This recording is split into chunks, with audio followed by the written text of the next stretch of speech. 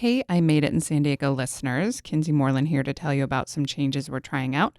We are going to be dropping most of the podcasts we produce here at Voice of San Diego into the main Voice of San Diego podcast feed. We'll be treating that feed the same way we do our website, producing a variety of stories and shows we think Voice of San Diego listeners should hear. We've got podcasts covering local news and politics, cannabis, arts, and more. And now you'll be able to listen to all of them by subscribing to just the one Voice of San Diego podcast feed. For now, I'll keep updating the I Made It in San Diego feed with the podcasts we do about local businesses and the people behind them. But I really want to encourage you to head over right now to iTunes or wherever you get your podcasts and subscribe to the Voice of San Diego podcast. Just search Voice of San Diego podcast. It'll pop right up. You'll see it. The only show we're keeping separate for now is Good Schools for All. So if you're at all interested in stories about education, make sure you also subscribe to Voice of San Diego's Good Schools for All podcast. Email us at podcasts@voiceofsandiego.org if you've got feedback. Thanks for listening. Voice of San Diego podcasts are sponsored in part by a proud supporter of Make-A-Wish. As a nonprofit news organization, Voice of San Diego depends on our members, foundations, and sponsors like Make-A-Wish. We are very grateful for all of our supporters, and we recognize their support in our shows. If you crave adventure, love the outdoors, and welcome a challenge, then the Make-A-Wish Trailblaze Challenge is for you. The Trailblaze Challenge is a one-day, 28-mile endurance event along the Pacific Crest Trail. It's open to all levels from novice to advanced outdoor enthusiasts. Visit www.trailblazechallengesd.org to learn more. Proceeds benefit Make-A-Wish. Challenge yourself in 2018, meet new people, and make a difference for children with critical illnesses. Voice of San Diego podcasts are also sponsored in part by a proud supporter of Monarch School. Monarch School educates students impacted by homelessness, helping them develop hope for a future with the necessary skills and experience for personal success. Monarch is holding its annual fundraiser, Building Bright Futures, on April 26th. Join event chairs Tracy Hoffman and recent Hall of Fame inductee Trevor Hoffman at this event. Find out more at monarchschools.org/events. And if you like Voice of San Diego's work and want to become a sponsor too, contact development@voiceofsandiego.org.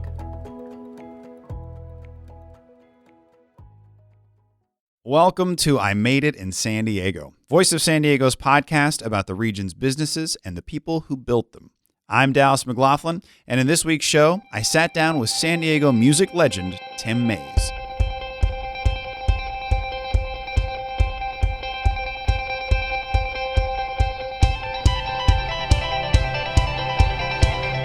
Chances are, if you ever played in a band in San Diego, then you know who Tim is.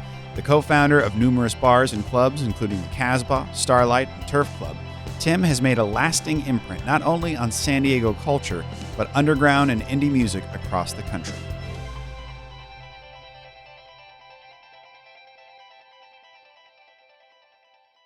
The mythical, the legend, Tim Mays. You stick around long enough, you can become legend. You know, anybody can do that. I remember when I was when I turned 21, I was finally able to go to the Casbah. I came in for a show. I cannot, for the life of me, remember what show. I want to guess it was like Unsteady or something. And I walk in, and my friend was with me, Nick. He was like, "Dude, that's Tim Mays." And like we pointed at the bar, and I couldn't even tell you if it was you or not. It could have been somebody else. It could have been Tim Piles. It could have been Piles. It could have been Willie, for God's sakes. Yeah. I don't know who it was. But somebody's like, "That's Tim Mays," and we were like, "Oh no, we got to be quiet for some reason," you know. The beauty of the whole club thing, especially if you got an over 21 club, is that somebody always turns 21 every day. Yeah, you know. So there's a never-ending stream of new people who've been unable to get in, or maybe have snuck in here and there, but then they turn 21 and they're able to finally, okay, we can go, and that's sustained us for so many years. And probably still does. Still every day. Tim is a native Southern Californian, but what ended up bringing him to San Diego was not what most people who've been to the Casbah might have imagined. I was born in Los Angeles. I lived there until my parents got divorced in about the age of 9. My sisters and I have 2 sisters. We moved with my mom to Barstow. California. Yes. City of dreams. Yes, this is the early 60s. My mom's parents lived there, and my mom's stepfather actually was a contractor who built houses. So they gave my mom a house, Nice. and that's why we moved up there. And I went to school there, and 1 year of community college. Then I transferred down here to go to San Diego State in '73. And what was the reasoning for coming down here? Oddly enough, looking back, it was because I liked the San Diego State football team back then in the 60s and early 70s, Don Coryell years. Yeah. To this day, I'm not a big football fan now, but back then that was something that put the city on my radar. Tim started as an accounting major, but quickly realized he had a much more creative side and ended up getting a degree in telecom and film instead. There was only one problem with that. There was no industry in San Diego for that, so you had to move to L.A. Mm-hmm. And I didn't want to move to L.A. And during my last year in college, I kind of started getting into punk rock.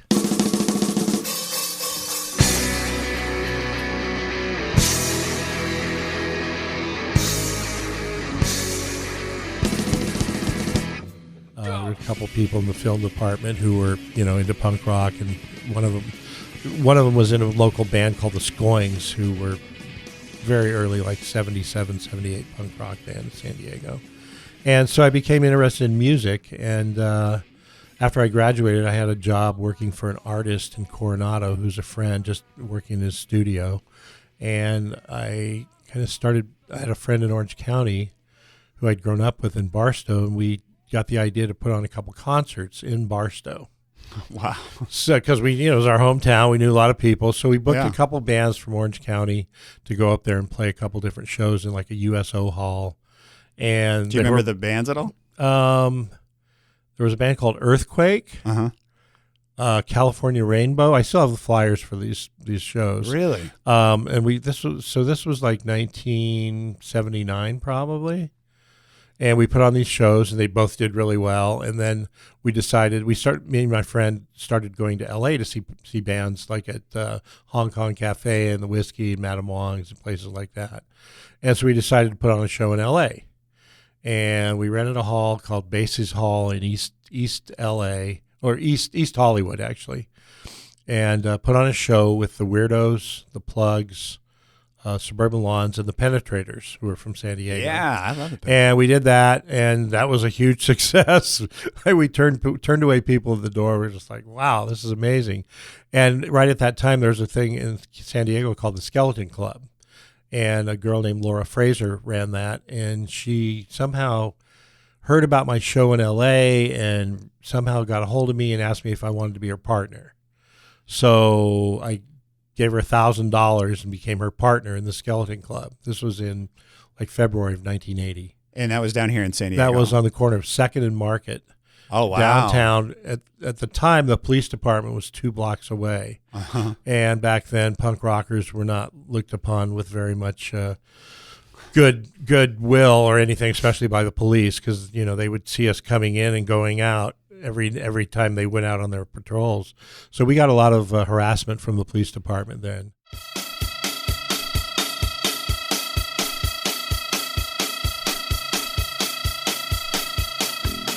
We lasted about, I think we closed in May, so it was only about 4 months because of a police licensing issue that back then you could either have a concert license, which allowed you to have all ages, but no dancing, or you could have a dance permit, which would only allow you to have people 17 years and older.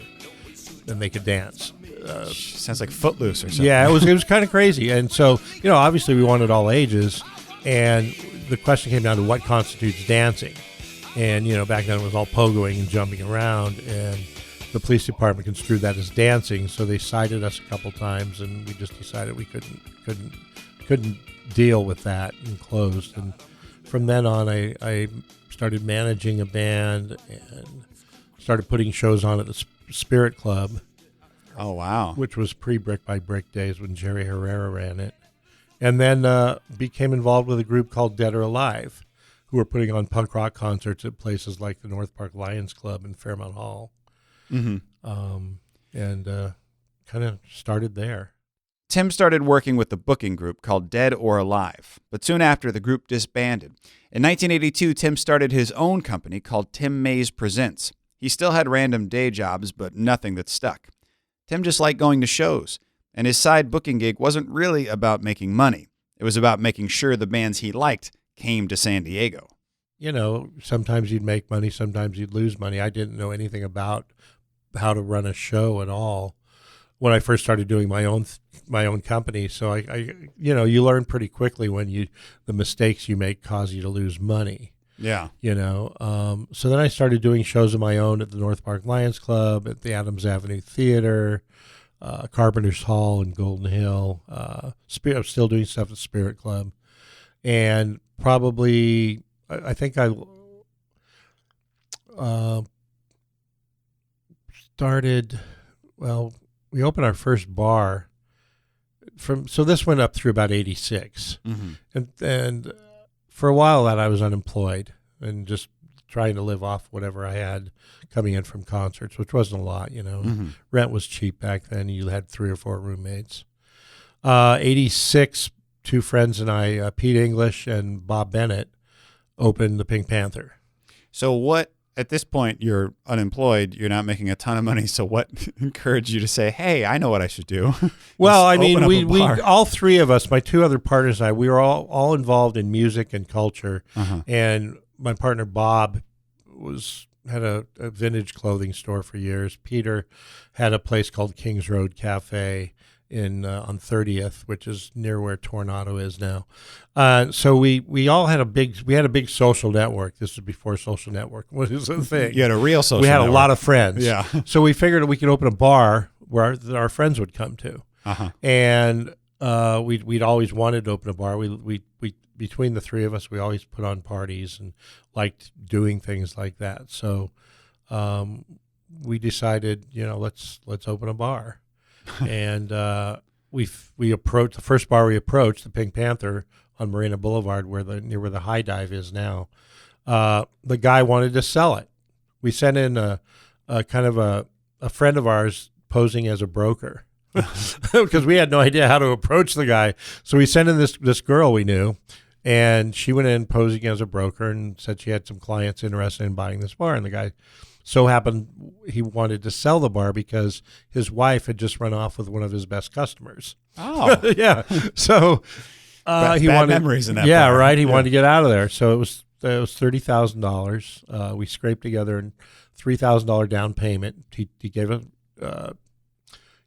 us a note for the balance payable over like 3 years, I think it was. And we had ourselves a bar. It was a beer and wine bar. That's $30,000 for it a bar. insane. That just doesn't make any sense. Yeah. Well, this is 1986. Oh, so, yeah. I mean, those numbers, sure, but people listening. But yeah. Nowadays, I mean, you're talking, $350, $400 for a similar type. It was pretty run down, divey place. The clientele was a bunch of old timers. We went in and didn't really do much other than change the staff and add a nice jukebox with really good music. And within 4 or 5 months, the place was packed 5-6 nights a week. Now, were you presenting shows as well, or I was still doing shows. I quit. I kept doing shows through that time. I finally stopped probably in about 1987. I think one of the last shows I did was a show with the Red Hot Chili Peppers and the Dickies at the North Park Theater, which was, I forget what it was called back then. It might have been North Park Theater still. But this place got trashed. Oh. People ripped, it had seats back then, and people ripped out a bunch of seats, and, it was like I lost a bunch of money on it. And by that time, the Pink Panther was starting to ramp up and do pretty well. So I kind of just stopped doing shows. There was also a lot of violence at the shows in San Diego back then, skinhead problems and bands getting beaten up, and just, I got sick of the whole thing. Were you doing concerts at Pink Panther? Or No, it was a strictly... tiny place. There was there was no room to have a band there. And what do you think led to the success of Pink Panther? I mean, it went just because the fact that it was the first bar in San Diego owned by young people for young people. Oh, back in those years, all the bars in town were owned by older generation, and you'd still go to them. But I can remember going to the Ken Club or the Alibi back then, and it was it was an old person's bar. Mm-hmm. Most of the clientele was older. The ownership was definitely older. The jukeboxes were playing older music, and the Pink Panther, it was like, okay, we were young, we were all involved in punk rock and stuff at the time, and we had DJs who came in and spun new music, and it just became a great place to go and have fun for young people. At the time, Tim took a backup job at Broadway clothing store, just in case things fell through. But the Pink Panther was packed nightly, and in 1987, Tim walked away from his day job and has never gone back. In '89, we got the option. A broker, a real broker, called us and asked if we were interested in buying this place on Kettner Boulevard called the Harp and Shamrock. And we went over and looked at it, and it's like at that time we were like, oh, we should open a place where we can do live music. And we looked at it. It was a struggling Irish bar. Seems like they all are. Yeah, it was. It was weird. And we went in and looked at it, and this was only $35,000. And we bought it and turned it into the Casbah. And we opened there in '89. Now, did you buy and open the Casbah with the intent of making it a concert venue, or was it just another bar? No, it was we wanted to do live music. We put a tiny stage in there. It wasn't. We didn't plan to do music to the extent we do now. Yeah. It was more we were going to do some R&B stuff, some singer-songwriter. We actually had an espresso machine when we first opened. It was going to be a kind of more kind of casual, lighter musical thing than it turned out to be. But at the time, so we opened in '89. One of the partners was Harlan Schiffman, who had a company called Fine Line Entertainment, when I quit doing shows in '87, he kind of took up the slack and all the stuff that I did. So he was doing shows at Spirit Club, Rio's, which was over in Point Loma. He did a bunch of the shows at Iguanas when that opened. Oh, he did a lot of the bigger shows there.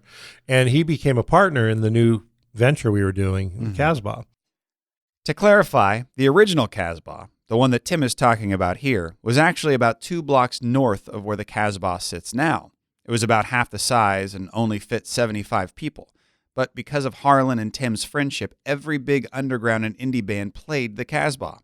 In 1990, 2 huge things happened. Nirvana played the Casbah,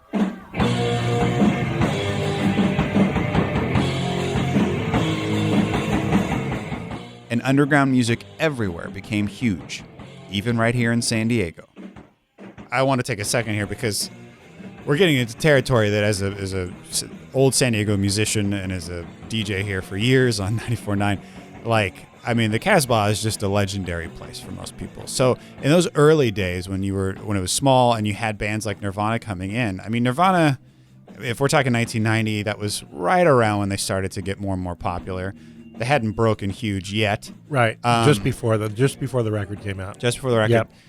So what was that like to see a band like Nirvana come in and then, I don't know, because I don't know what it's like, and then to just see them break huge? Did you think as a person who books bands a lot, this band's going to be huge? Or no, it was really hard. I actually missed the Nirvana show. Oh, yeah. I was out of town that weekend on a pre-planned trip. But shortly thereafter, the Smashing Pumpkins came through, and just before they broke huge as well. And so you could, seeing that show, you're like, okay, yeah, these guys are going to be huge. But in the confines of a 75 capacity club with maybe 125 people stuffed in there, right then and there, it's great. But yeah, it's all hit and miss as far as somebody becoming big. There's so many circumstances beyond just that happening right then and there. So it was always hard to say, but what we had going for us was that Harlan had been doing all these types of shows for a couple of years leading up to the Casbah opening. And I started getting calls from people I had dealt with back before I quit. So we had the in on all these emerging artists because of the booking agents that we had cultivated relationships with. And that's kind of what got us off the ground. Now, at the time, the Casbah was going strong in those early years. The only other place that was doing shows was, well, Brick by Brick had just become Brick by Brick around that same time. But the ownership they had back then was really just not up to the task. So they kind of ran the place into the ground. There was Bodie's downtown, owned by Brett Bodie from the Ken Club. And he was doing shows at the same time we were, but being downtown and the whole thing, it just didn't take off there like it did at the Casbah. So we just kept plugging away, and it got to the point where after a couple of years there, we started looking for ways to expand. The real broker they worked with found them another spot just down the road on the corner of Kettner and Laurel. At the time, it was a bar called Bulk, and Tim had never been inside. So he arranged for us to come and do a walkthrough, and we went in, and right out of the gate, they had full liquor license, which Casbah was only beer and wine. So we were just like, oh, that's great. We walked in. They had the patio and the little back room, and 3 times the capacity of what we were looking at in the original location. But the thing that sealed the deal was they had a little office with a private bathroom. Because of the old Casbah, there was no private bathroom. And so employees, owners, staff, we'd have to get in line and go to the bathroom just like anybody else. So we walked in and saw the bathroom. We're like, we'll take it, you know. And believe it or not, we paid $35,000 for that place. Really? Yes. This is in 1993. So at this time in 1993, did you still have ownership of the Pink Panther as well? No. Okay. Pink Panther had closed in 1990. Okay. We lost our lease there. Somebody bought the property and didn't want a bar there, so we lost the lease. Gotcha. So it was like from 90 through 93, it was strictly the Casbah. We took ownership. We bought this place, the current place, in late 93, got our license approved in early 94 and opened in 94 there. I have to ask 2 questions about the Casbah that I've probably always wanted to ask you that I'm sure you've gotten 5,000 times. So I apologize. 1, why the Casbah? Where did the name come from? My partner Bob came up with that name somehow, and I can't remember how. It was definitely not based on the Clash song. It was something, I think, he grew up in Pittsburgh, and I think when he was living there back in probably the early 70s, there must have been a place called the Casbah that he was fond of or frequented. But, we're not sure. But it sounds cool. Yeah, so it's great. And so many people think it's, Rock the Casbah. Is that song written about the Casbah? I'm like, no, that was about 7 or 8 years prior to that. What's funny is growing up, I always heard that the Clash had written it about the Casbah. Right. And you should go with that one. Well, we would, but the song came out about 8 years before we opened. Nobody knows dates anymore. Yeah, that's true. That's true. And my other question is, there's apartments above the Casbah. Yes, that's always asked. Yeah. So were you there first, or were they there first? No, they've been there all along. There's been apartments up there ever since that building is, the whole building is, ground floor is a club, upstairs is apartments. It's been that way from, probably when the building was built. Back in the 50s, the Casbah was a bar, and there was an apartment out back. The patio area was a driveway. Oh, wow. And if you go straight back, there was a garage. You can kind of tell there's 2 separate water heaters in the building, and there's patios, and there's windows in interior spots where there's no reason for a window. So it was definitely 2 separate buildings back then. So it was a bar in the 50s. It was a gay bar for many, many years during the 60s and 70s and 80s probably. Mostly gay, sometimes lesbian. So it's got a long history. The landlord owns our building, and they've got all the little houses up behind it in the back too. They own that whole corner, and the rest of there's four units above the Casbah. Some of the people have lived there a long time. Some people have raised kids there. We've only had one instance where somebody actually complained about noise.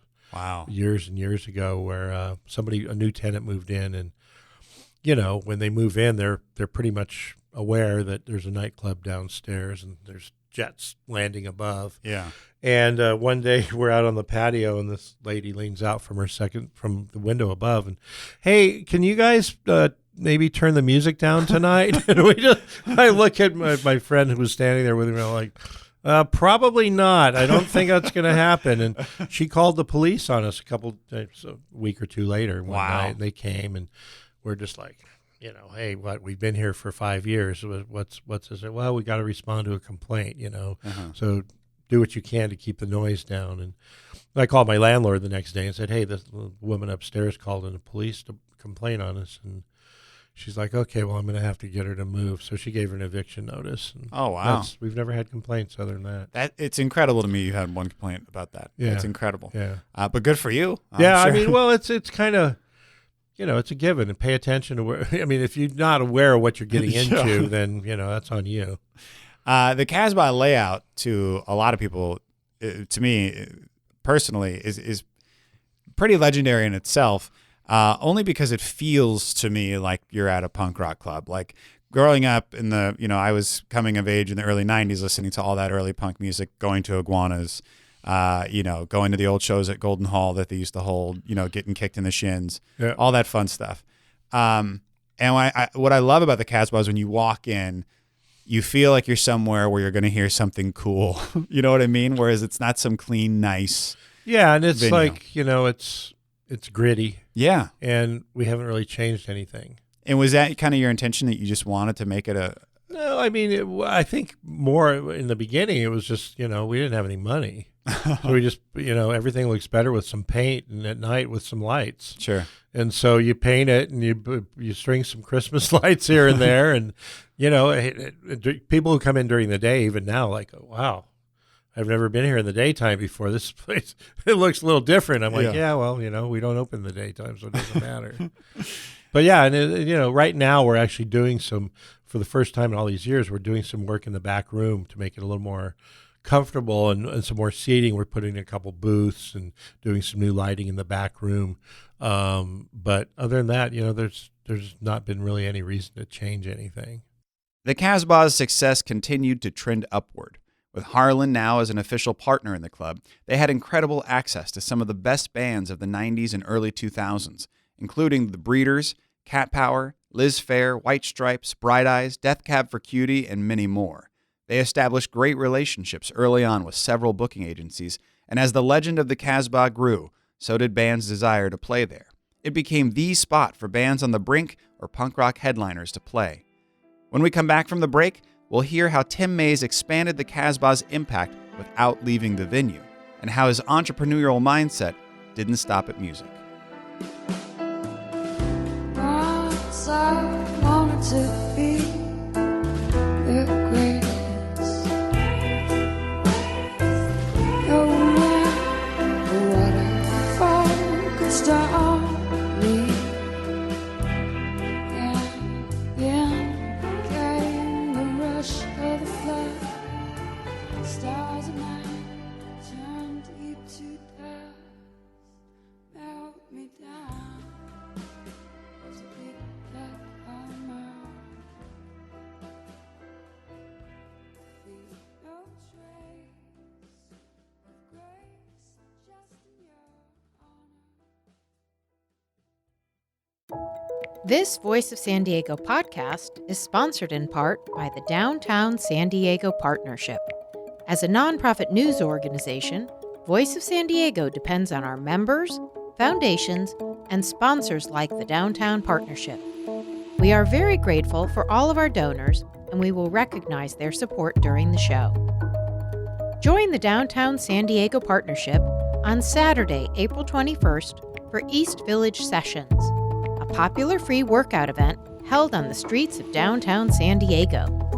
This one-day fitness event offers various workouts that will start your weekend off right. Join the Downtown Partnership at 8th Avenue and J Street for one class, or stay for all 5. Visit downtownsandiego.org for details and to register today. And if you like Voice of San Diego's work and want to become a sponsor, contact us at development@voiceofsandiego.org.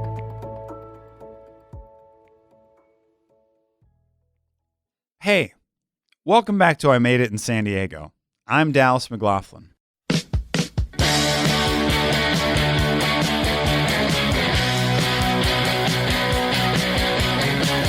Tim Mays may have started as a small-time promoter for punk shows in the early 1980s, but by 1995, he had built the Casbah, considered to be the music venue in San Diego by bands looking to make a name for themselves or those underground artists looking to break big. By the late 1990s, Tim and his club partner, Harlan Schiffman, had been booking and promoting some of the biggest names in rock music. But what about the bands that were too big to play the Casbah? Well, they had a plan. Here's Tim. Those bands were all, on the way up, and Bright Eyes and White Stripes and Death Cab for Cutie, all those bands too, that just they started out. I mean, when they started out, they would draw 50, 60 people. Sure. And so we were able to nurture them, get to the point where they can sell out the Casbah, and then as they got bigger, the booking agencies would work with us in taking them to bigger rooms. Mm-hmm. And that's what's kind of led to where we're at today, where we put on all these shows all over town. Is back then it was like, okay, well, they're too big to play the Casbah. Let's go to Soma, or let's go to House of Blues, or let's go to Brick by Brick. And, for years I tried to get the Belly Up to let me book shows there. And for a long time they were reluctant. That was under the previous ownership. Finally, the current owners came in and they brought in a new booking person, and we were able to work a deal with them to where we could put shows there. So, we do 30 or 40 shows a year at the Belly Up with the Belly Up. We likewise started working with other places that are same size or smaller, like Soda Bar, Space, Hideout, whatever, just to facilitate the amount of bands that would want to play that we didn't have room for on our calendar. Yeah. And so, on any given night, I think last night we had 3 different shows. Tonight we've got 3 different shows in Wow. various places in town. And it's over those years from 94 through this, that aspect of the business has grown. I mean, we're kind of locked in at the Casbah because of the capacity and how many nights a year can you open. And, we're running pretty good. Last few years have been really great. But, it's always just staying on top of things. And I credit that, even more so now than back then, to the booking agents that I work with who cultivate the great artists that we get. Well, I remember the night that my band sold out the Casbah, and I think we quit soon after that because I didn't know what else we could do that was going to be better than that. It was quite I remember calling my girlfriend at the time, Which band was that? Bad Credit. Okay. Yeah. Right. Yeah. My girlfriend had long stopped coming to shows. She had paid her Oh, yeah. dues. She'd seen you enough times, right? She wasn't obligated to go just anymore. another night at the Casbah. Right. I don't need to go. And I remember walking up and the sold out, written in chalk, sold out on the board, and I about crapped my pants.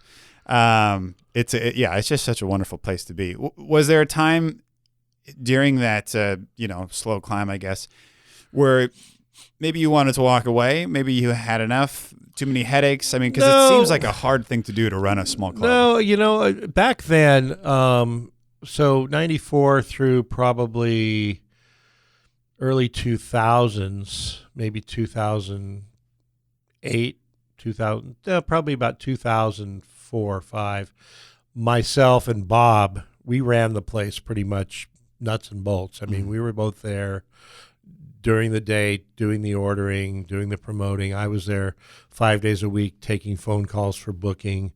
People would send in CDs. I'd go try and listen to them all. And Bob kind of ran the bar stuff, and we were probably there between us, each of us 5-6 nights a week for years and years. After that, I kind of decided to try and delegate some stuff and have other people do other things. And I met my wife in 2008. So around that time, I stopped being there as much at night and had people who could do some of the stuff that I had to do, so I could concentrate more on the booking and promotion rather than the actual running of the actual day-to-day place. Bob, got sick and kind of quit working there in, I think, 2010, and he passed away a few years later. But so he stopped. So then, at this point, and to this day, I have a bar manager and a production manager who basically run the place. I can go. I do not need to be there at night to run it for a show to go off right. You know, I check in with the guys a couple times a week. We have meetings and we make sure everybody knows what's going down and what needs to be done. But they're very good at their jobs. They've both been there for years and years. And that's what enables me to do what I do, because I spend most of my time just booking bands at not only Casbah, which is, you know, probably we're open there 355 days a year. But, you know, all the other shows, between all the other venues we do, we're probably looking at another 120 shows a year on top of what we do at the Casbah. A mutual friend of ours, he, I remember he used to manage Bad Credit for years. And I remember one day he said, hey, you want to grab some coffee? And I said, sure. Yeah, let's grab some coffee. He's like, let's go to Tim's place. And for some reason, I thought we were going to your house, but we weren't. I don't even drink coffee. But we weren't. We were going to Krakatoa, which I had no idea you had owned. And then it turns out you just have a lot of things here in town. So what, after being at the Casbah for a while, what spurred you wanting to open up a coffee shop and this and that? So, you know, even during the Casbah years in the 90s, the Livewire opened, I think, in 97. Sam and Joe are friends of mine, and Joe and I had always talked about wanting to just own a cocktail bar. This was back then. Livewire was just beer and wine, and so we got a call from a mutual friend who knew the people who owned the Turf Club in Golden Hill, and that place had been boarded up for a couple years, but the owners wanted to see if somebody wanted to come in and revive it. So their friend called us, and we were like, yeah, we'd love to. We had been, I had been there back in the day. And so we went in there and we struck a deal with the owners of the building to go in and reopen it. And this was in 98. We went in and the place was completely trashed. We were able to salvage the wallpaper in the booths and the bar. We had to redo a lot of the stuff in there, and we reopened in 98. Back then, Golden Hill was a pretty gnarly neighborhood. And I remember when we opened, our opening night, we brought in Sam as a partner too. So it was Sam Shamus, Joe Austin, and myself. We opened, and in case you're not familiar with the Turf Club, the whole deal is that there's a grill in the middle of the room where you cook your own steaks. And a really beautiful cocktail lounge. And so we opened it, and there was news media there, and it was like, oh, people coming into this blighted neighborhood opening this business. And we had the first night, there was a line to get in. We ran out of food. That was 98. We had a really, really great run there for 10 years.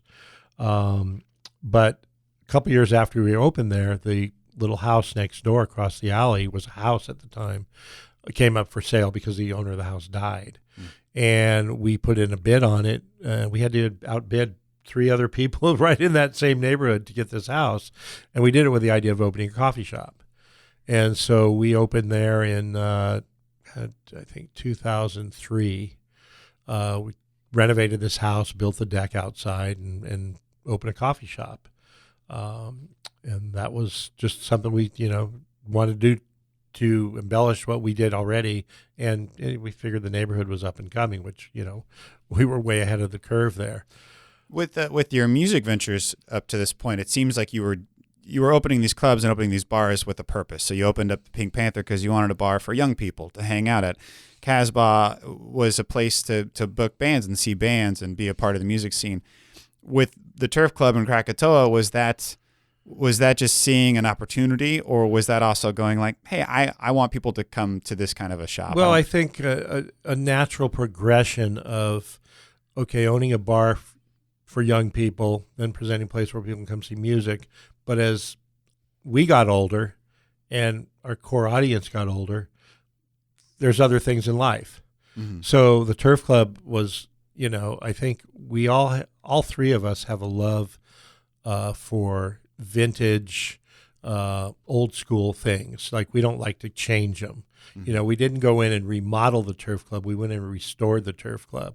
And the kitsch factor of the grill in the room And just the fact it was a cocktail bar, which we wanted to do, was a natural thing for us. And, all the people who had been going to shows at the Casbah for all those years, and even before the Casbah, were older now, where they could go and appreciate the ability to go have a nice dinner and a nice drink. The same thing with a coffee shop, and the coffee culture obviously has exploded now, but back then it was kind of just getting off the ground. So those were both kind of natural progressions of the whole reason we got into the whole business in the first place. So you open up these two places. They're successful. I mean, anytime I go to Krakatoa, it's full of people. Yeah, it's done well. We lost the turf club.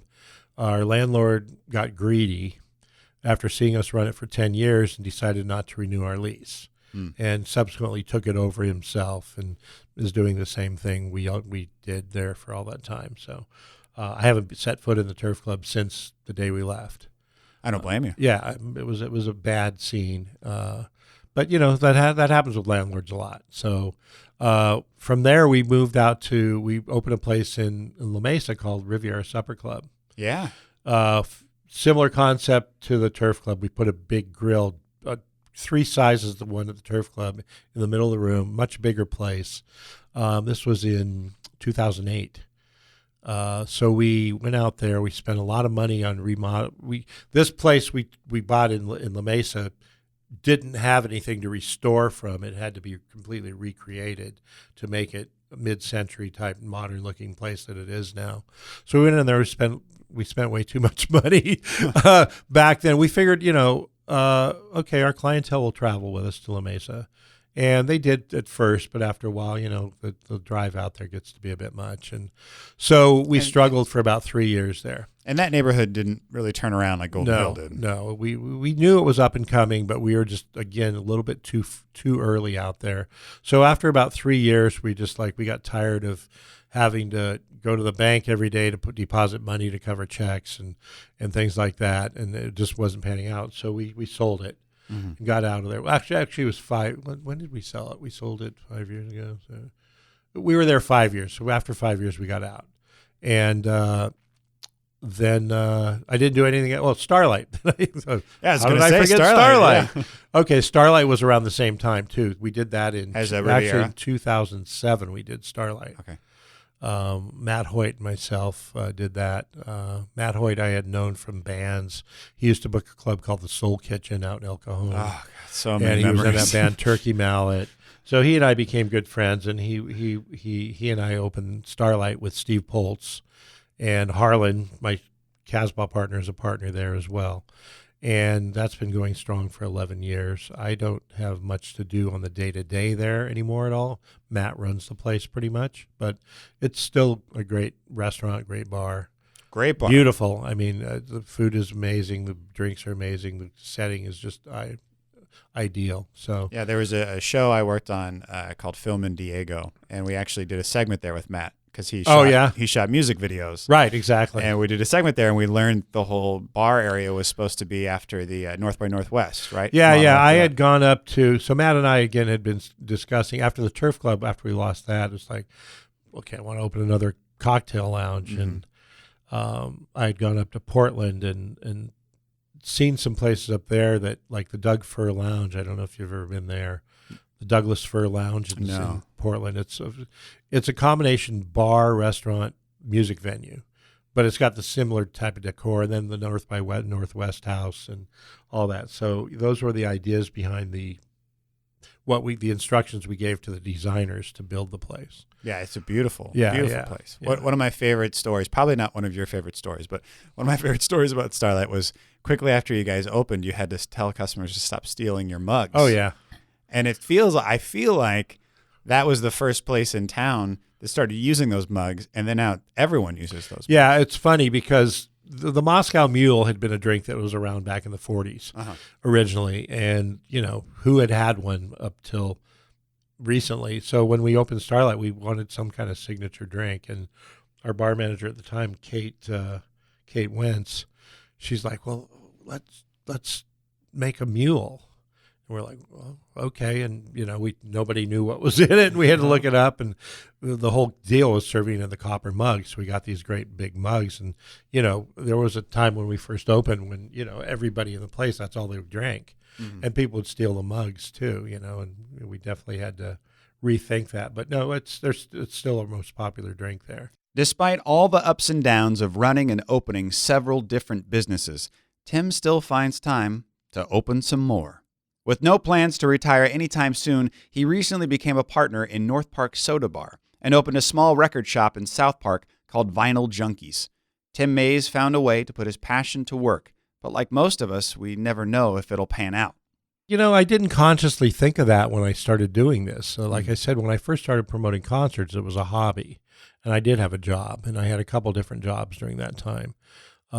Luckily, those jobs I had were people who were very cool and let me actually use their phones and time to book shows while I was at work. But, having been able to then break free of that constraint of working for somebody else on a set schedule and having to wear a certain thing, like when I worked at the Broadway, I had to wear a suit every day. Mm-hmm. And,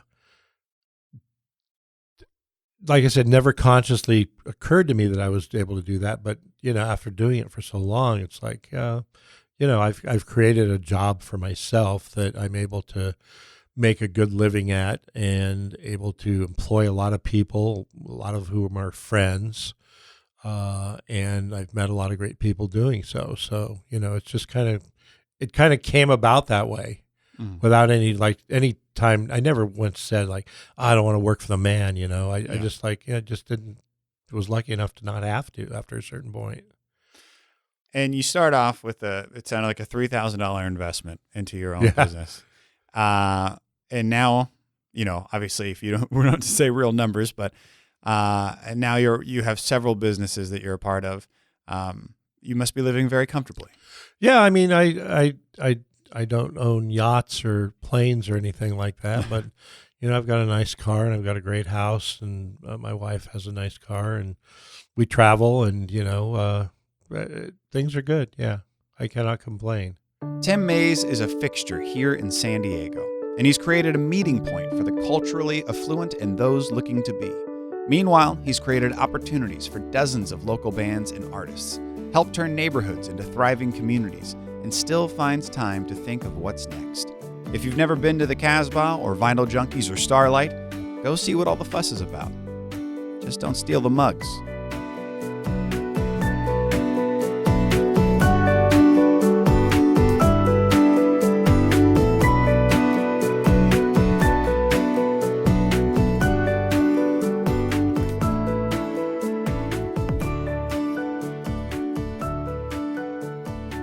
Thanks for listening to Voices San Diego podcasts.